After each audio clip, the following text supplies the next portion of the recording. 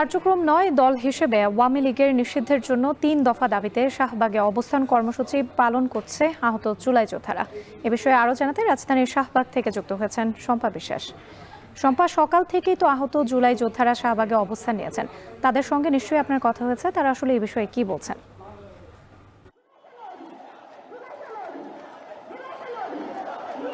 তাদের সঙ্গে কথা হয়েছে, তারা বলেছেন তাদের যতদিন যে প্রথম চিকিৎসা সেটি দেওয়ার ব্যবস্থা করে তারা এই শাহবাগে যে অবস্থান কর্মসূচি সেটি চালিয়ে যাবেন এবং একই সঙ্গে তারা এটিও বলেছেন যে সেই অপেক্ষা যদি বছরগুলো করতে হয় তাহলে তারা সেটি করবেন। 2024 সালে যে জুলাই আন্দোলন সংঘটিত হয়েছিল দেশে, তাতে যারা আহত হয়েছিলেন সেই ছাত্র জনতার একাংশ সকাল থেকে এই শাহবাগে অবস্থান নিয়েছে এবং তারা 3টি দাবি তুলেছেন। সেই দাবির মধ্যে আওয়ামী লীগকে দল হিসেবে নিষিদ্ধ করতে হবে, জুলাই ঘোষণাপত্র দিতে হবে এবং সেই সঙ্গে আমি শুরুতেই যেটি বললাম যে তাদের পূর্ণ চিকিৎসার জন্য ব্যবস্থা করে দিতে হবে। এই 3টি তাদের মুখ্য দাবি, এর সঙ্গে কিছু আনুষঙ্গিক দাবিও রয়েছে এবং তারা যেটি বলেছেন যে এই জুলাই আন্দোলনের কারণে তারা অনেকেই তাদের চোখ হাত পা হারিয়েছেন বা নানাভাবে শারীরিকভাবে ক্ষতিগ্রস্ত হয়েছেন।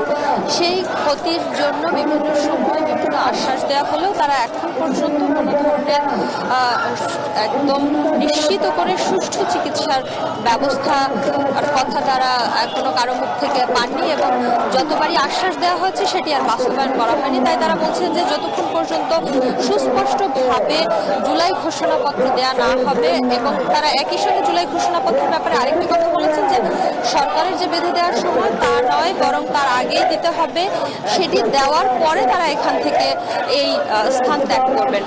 একই সঙ্গে আরেকটি বিষয় একটু বলে রাখি, সেটি হচ্ছে যে এই যে যারা আহত এখানে জড়ো হয়েছেন তারা দেশের বিভিন্ন স্থান থেকে এসেছেন, এমনটাই তারা আমাদেরকে জানিয়েছেন। একই সঙ্গে তারা বলেছেন যে এই কর্মসূচি চলছে, সেই কর্মসূচিতে দেশের বিভিন্ন স্থান থেকে বিকেলের পরে আরো আহত যারা আছেন জুলাই যোদ্ধা তারা এসে জড়ো হবেন। তারা বলেছেন যে এই আওয়ামী লীগ সরকার আমলে যেসব ব্যক্তিরা আওয়ামী লীগের বিভিন্ন সুবিধা নিয়েছে এবং ছাত্র জনতার উপর অত্যাচার চালিয়েছে, গুলি চালিয়েছে, তাদেরকেও একই সঙ্গে বিচারের দাবিতে আনতে হবে এবং এই আওয়ামী লীগকে বিচার না করা পর্যন্ত তারা তাদের এই দাবি থেকে পিছু হটবেন না বলে উল্লেখ করেছেন।